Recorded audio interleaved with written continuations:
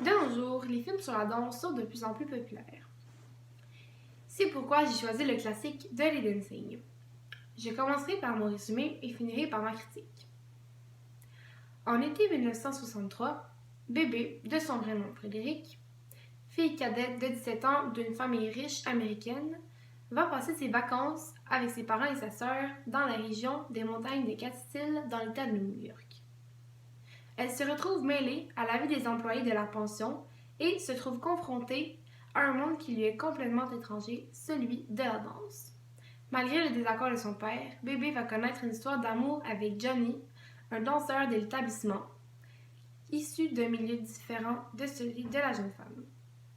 Maintenant, je vais vous parler des critères qui démontrent pourquoi je trouve que ce film est un classique.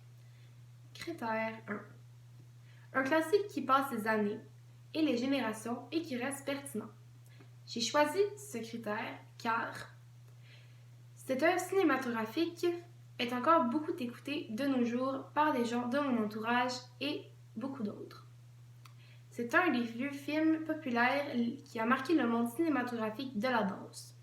Sa cote d'écoute à sa sortie est la même aujourd'hui. Critère 2. Un classique qui rejoint les gens par son message, son fond ou sa forme exceptionnelle. Car c'est cette histoire d'amour entre Johnny et Bébé qui rend l'histoire triste et touchante. Le père de Bébé est un obstacle entre les deux individus. C'est ce qui rejoint le public car ceux-ci trouvent que cette histoire est très touchante.